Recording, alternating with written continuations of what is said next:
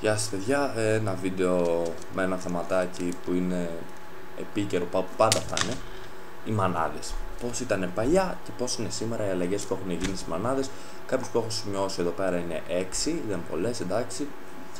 Οι μάνες είναι πολύ πιο ευαίσθητες με τα παιδιά τους από ό,τι ήταν παλιά. Πώς το εννοώ αυτό? Παλιά χτυπούσαν, τώρα γυρνούσαν με μια πηγή σε όλο το γόνατο πληγωμένο. Μαμά, να μπορούμε να το μαμά, χτύπησα. Για να δω. Έλα βρε χαζούλη, σιγά. Πώς θα παίξω μπάλα το απόγευμα? Δεν πειράζει, θα κάτσει τερματοφύλακας. Είναι η λύση. Τώρα, μαμά, χτύπησα. Για να δω. Τι είναι αυτό? Πού το μάθες? Πώς το έκανες? Τρελαίνονται. Μπορεί να σε χτυπήσει επειδή χτύπησες. Δεν έχουν πρόβλημα. Δηλαδή είδα το ξαδερφάκι μου, το μικρό. Πήγε σπίτι με μια πληγή, όχι και μεγάλη, εντάξει παιδιά, τέτοια πληγίτσα ήτανε. Μα χτύπησα. Πού χτύπησες? Θα σκοτωνόσουνα. Τρελάθηκε. Τον χτύπησε κιόλας. Και μάλλον μετά τον έκανε 2-3 μελανιές. Είδατε εκείνη η ηλικία που οι μανάδες μας πάνε επειδή δεν καταλαβαίνουν, επειδή είμαστε και λίγο χαζά, αλλά δεν πειράζει. Μια άλλη ότι είναι πιο μαλακές οι μάνες στις μέρες μας. Δηλαδή πήγανε μια βλακιά. Μπορεί μάλλον σου σε σάπιζε. Σφαλιάρες, παντόφλα, ζώνη. Τώρα δεν πειράζει βρε χαζούλη, σιγά. Έτσι είναι η μάνα λίγο παλαιών ορθών και στις βρέξει, εντάξει δεν υπάρχει πρόβλημα εκεί. Οι μάνες πλέον είναι πιο ιστερικές. Δηλαδή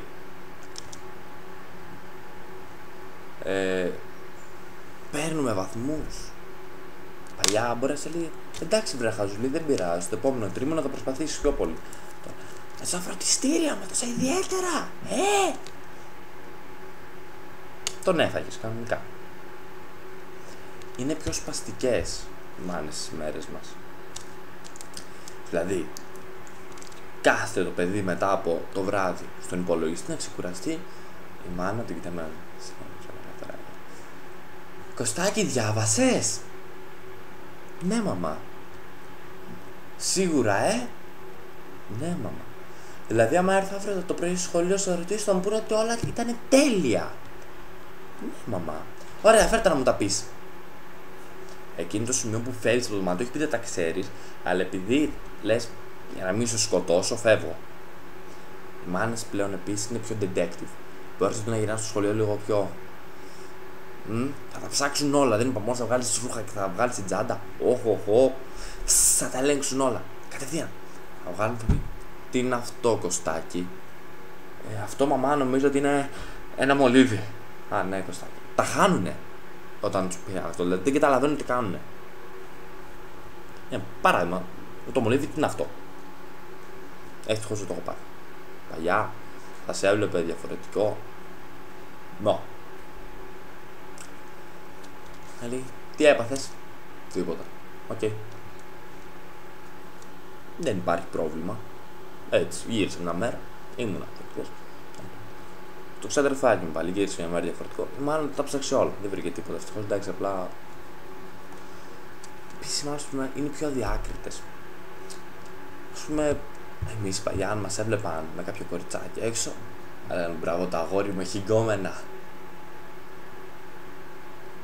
Ενώ τώρα, ή ας πούμε ένα άλλο παράδειγμα, παλιά, μαμά θα βγω έξω. Εντάξει αγόρι μου, καλά να περάσεις. Όλοι ένα. Πώς πέρασες? Μια χαρά. Αυτό. Εκεί σταματάει η συζήτηση. Τώρα,